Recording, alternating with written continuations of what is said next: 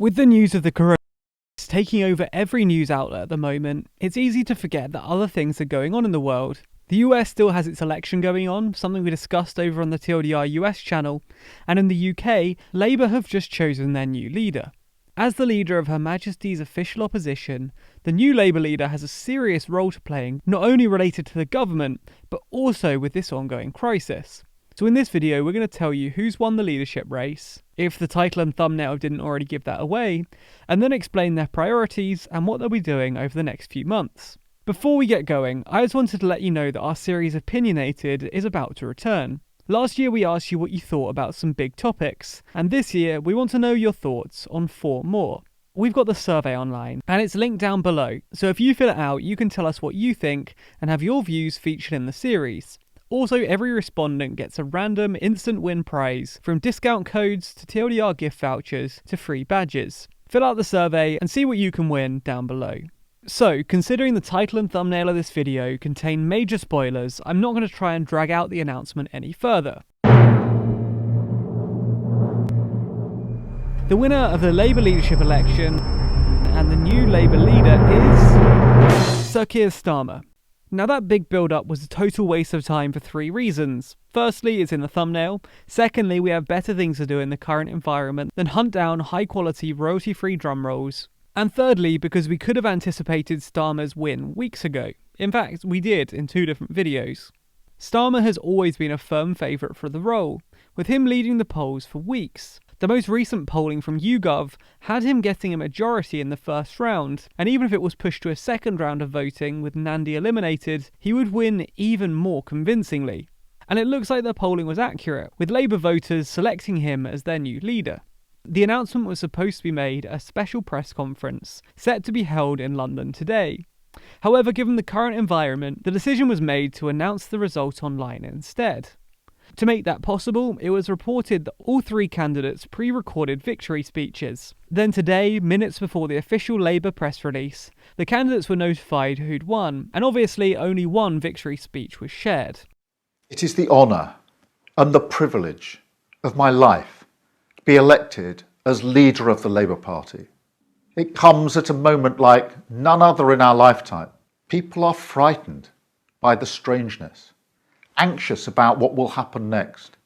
And we have to remember that every number is a family shaken to its foundation, unable even to carry out the most poignant of ceremonies, a funeral, in the way that they would like. We have to trust one another and look after one another. When millions of us stepped out onto our doorsteps to applaud the carers, visibly moved, there was hope of a better future. In times like this, we need good government, a government that saves lives and protects our country. It's a huge responsibility, and whether we voted for this government or not, we all rely on it to get this right. That's why, in the national interest, the Labour Party will play its full part. Under my leadership, we will engage constructively with the government, not opposition for opposition's sake, not scoring party political points or making impossible demands, but with the courage to support where that's the right thing to do. But we will test the arguments that are put forward. We will shine a torch on critical issues, and where we see mistakes or faltering government or things not happening as quickly as they should, we'll challenge that and call that out. Our purpose when we do that is the same as the government's: to save lives and to protect our country. But that is not the only task for the Labour Party. The curve will flatten, the wards will empty. We cannot go back to business as usual. This virus has exposed the fragility in our society. It's lifted a curtain. Too many will have given too much. Some of us will have lost too much. We know in our hearts things are going to have to change. We can see so clearly now who the key workers really are. When we get through this, it'll be because of our NHS staff, our care workers, our ambulance drivers, our emergency services, our cleaners, our porters. It will be because of the hard work and bravery of every key worker. For too long, they've been taken for granted and poorly paid. They were last, and now they should be first. We must go forward with a vision of a better society, built on that resilience and built on that human spirit. Even before their announcement, all of the candidates took time to thank their supporters. And in his statement, Sir Kier said, I just want to say a massive thank you to each and every one of our supporters who've been with us in this leadership campaign. It's been a long campaign and it's ending in circumstances that none of us could have predicted. But we've kept it positive, we've demonstrated unity, and people have gone over and beyond, and I'm genuinely so thankful for everything you've put in. With the campaigns that Rebecca and Lisa have run and we've run, I think we've demonstrated to our party, to our movement, and hopefully to the country that real good can come out of this election. Please stay safe, stay well, stay inside if you can. Massive thanks. Having won the leadership election, Starmer now takes over from Jeremy Corbyn immediately, and from the moment the announcement was made, Starmer has been officially running the party. And right now, that's not an easy job.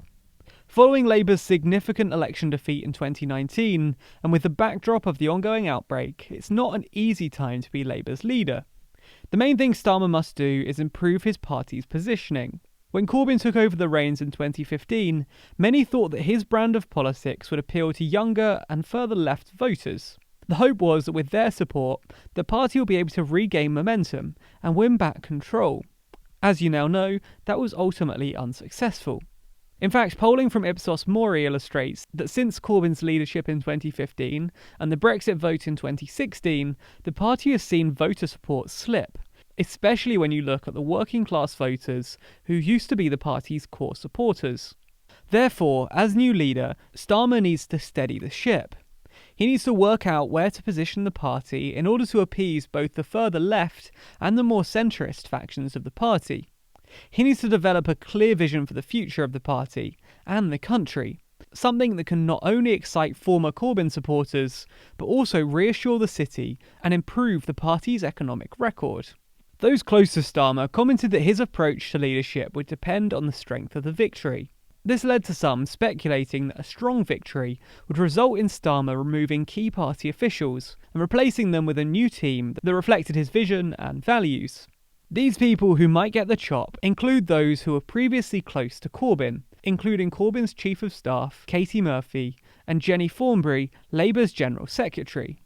The Guardian reported that another source close to Starmer commented that if Keir wins comfortably among the membership and affiliates on Saturday, the pressure on Murphy and Thornberry to stand down will be huge. It might not be within the rules, but sometimes politics overtake the rules. We're a democratic, slow-moving organisation, and we cannot just throw people out, but one would hope that a big victory would mean they get the message and step down. But it's not just people that Starmer wants to change. He's going to want to fulfil a larger role within the country. That's because Starmer's greatest challenge is holding the government to account. Johnson's government is in many ways very different from other administrations that came before it, and the people within his team seem more than happy to push the boundaries. Regardless of whether you agree with Johnson's policies, having an effective opposition is vital to protect the UK's political institutions and keep the government's powers in check. This is something you can expect Starmer to be pretty good at.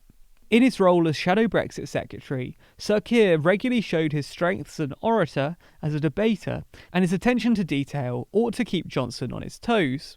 Where Corbyn often struggled to effectively hold the government to account, Starmer's strong track record suggests he won't have any such issues. However, some have noted that up until now, Starmer has stayed relatively quiet on the coronavirus issue. While he's written a few tweets regarding NHS staffing and the government's attempts to limit the crisis, he's not been holding the government to account fully. In fact, possibly the greatest critic of the government's strategy has been their own former Health Secretary, Jeremy Hunt. In fact, the Labour Party as a whole has been pretty quiet on the issue, allowing the Conservatives to get their best polling figures since Margaret Thatcher in the Falklands War. Now, this is no coincidence, as in times of crisis, like wars and virus outbreaks, you regularly see a rally around the flag, where the country comes together around the government of the day. This doesn't always last, and the public's approval often fades. But Labour have been remarkably quiet amongst a sea of other critics. The party likely don't want to be seen as politicising the event or creating divides within the country, but some are concerned that Starmer's light-touch approach could be a sign of what's to come. Whether Starmer is up to the job, or whether anyone could do all that with the coronavirus dominating daily life and with Brexit still rumbling on in the background, is anyone's guess. But with Johnson coming under pressure for his coronavirus response, maybe now is a good time for a new leader to step up. Let us know what you think about Starmer taking control. Do you think he's the kind of leader that Labour needs? And what do you think about the future of the party more generally? Let us know your thoughts in the comments below. And of course, you can get involved in the conversation over on Discord. For more updates on all of this as it plays out, be sure to subscribe to the channel and hit the bell icon. Special thanks to our Patreon backers who make videos like this one possible.